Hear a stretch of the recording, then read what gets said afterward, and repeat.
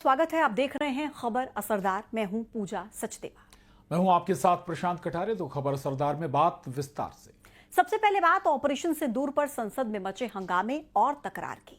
संसद में ऑपरेशन सिंदूर पर महाबहस की तारीख फिक्स हो गई है। विपक्ष सरकार को घेरने के लिए हमलावर है तो सरकार ने भी जवाब देने के लिए कमर कस ली है।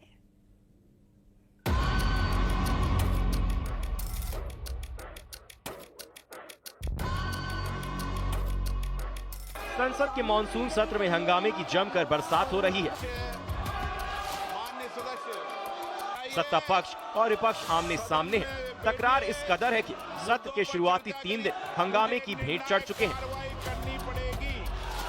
ऑपरेशन सिंदूर और बिहार में वोटर लिस्ट के मुद्दे पर चर्चा की मांग को लेकर विपक्ष हमलावर है, तो वहीं सरकार कह रही है कि वो हर मुद्दे पर चर्चा के लिए तैयार है, लेकिन हंगामा है कि खत्म होने का नाम ही नहीं ले रहा है। इस बीच ऑपरेशन सिंदूर को लेकर अब बड़ी खबर सामने आ रही है। दोनों सदनों में जारी गतिरोध के बीच बिजनेस एडवाइजरी कमेटी की बैठक में ऑपरेशन सिंदूर पर चर्चा की तारीख और समय फिक्स हो गया है। ऑपरेशन सिंदूर पर चर्चा की शुरुआत 28 जुलाई को लोकसभा से होगी। राज्यसभा में 29 जुलाई को ऑपरेशन सिंदूर पर चर्चा होगी। संसद के दोनों सदनों में ऑपरेशन सिंदूर पर महाबहस के लिए 16-16 घंटे का समय निर्धारित किया गया है।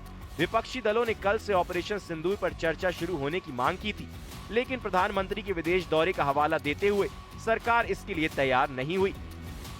प्रधानमंत्री जी ने भी कहा था कि ये सदन चर्चा के लिए है और ये इस बार का और महत्वपूर्ण है कि पूरे विश्व ने देखा कि भारत की सेना का जो शौर्य और पराक्रम है, तो उस आधार पे हम इसमें एक विजय उत्सव की तरह से, एक ऐसे उत्सव पर्व की तरह मनाएं कि आखिर दुनिया आज भारत की तरफ देख रही।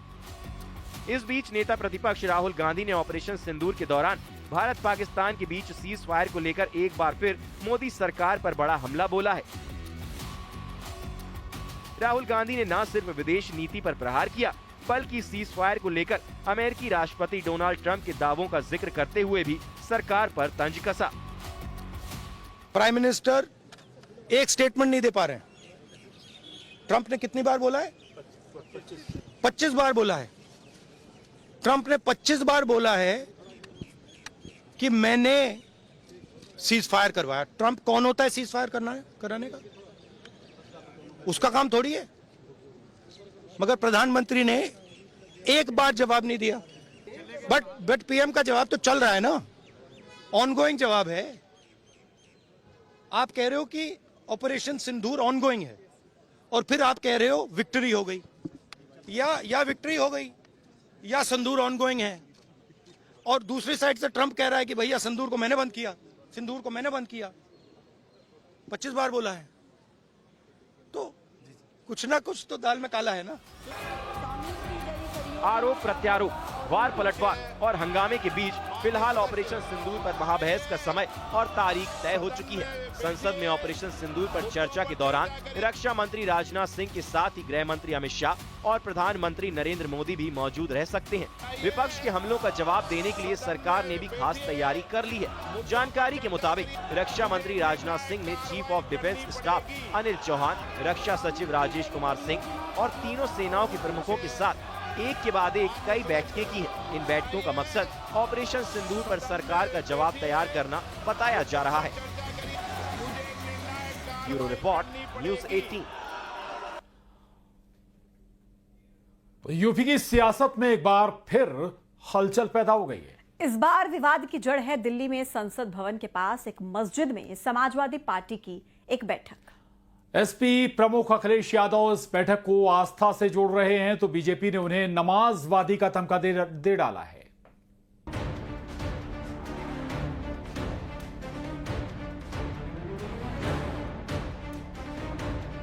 संसद परिसर के पास स्थित ऐतिहासिक मस्जिद में समाजवादी पार्टी की कथित बैठक को लेकर राजनीतिक हलकों में हलचल मच गई है। बीजेपी अल्पसंख्यक मोर्चा के अध्यक्ष जमाल सिद्दीकी ने न सिर्फ ये आरोप लगाया है कि मस्जिद को पार्टी कार्यालय की तरह इस्तेमाल कर मस्जिद की पवित्रता को ठेस पहुंचाई गई, बल्कि सीधे डिम्पल यादव पर और उनके पहनावे पर भी सवाल उठा दिए। जमाल सिद्दीकी ने रामपुर समाजवादी पार्टी के सांसद मोहिबुल्लाह नदवी, जो मस्जिद के इमाम भी हैं, उनको तत्काल उनके पद से हटाया जाना चाहिए।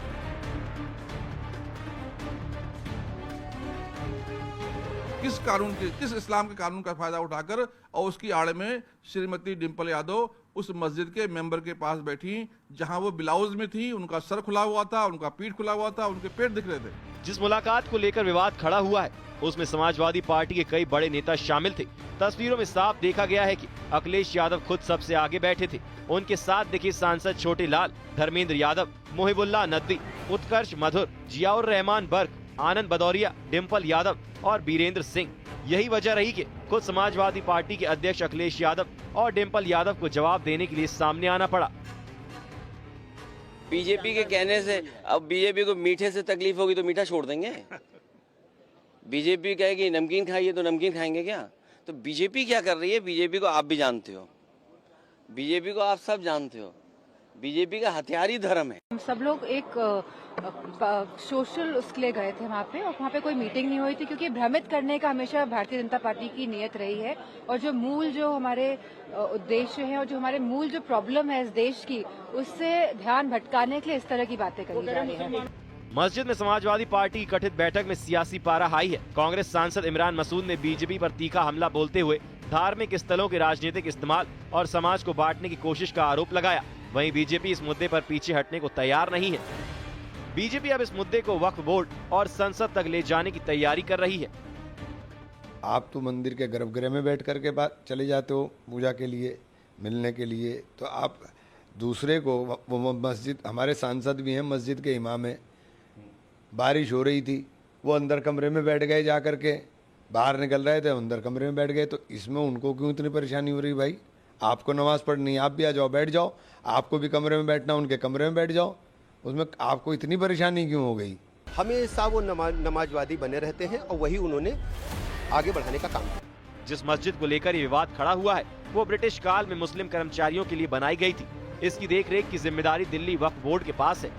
मोहिबुल्लाह नदवी न सिर्फ रामपुर से सांसद है बल्कि इसी मस्जिद के मौजूदा इमाम भी हैं। अब बड़ा सवाल जो बीजेपी उठा रही है, क्या एक धार्मिक स्थान में इस तरह की सियासी मौजूदगी वाजिब है, और क्या वक्फ बोर्ड इस मामले में कोई कार्रवाई करेगा या फिर विवाद और गहराएगा? Bureau report, news 18।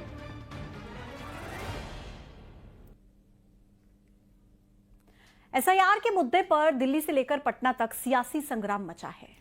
सदन के अंदर से लेकर बाहर तक वोटर रीवेरिफिकेशन को लेकर विपक्ष लगातार प्रदर्शन कर रहा है। आज संसद के दोनों ही सदनों में विपक्ष ने एसआईआर के मुद्दे पर हंगामा किया। संसद परिसर में राहुल गांधी, अखिलेश यादव समेत विपक्ष के सांसद प्रदर्शन करते नजर आए।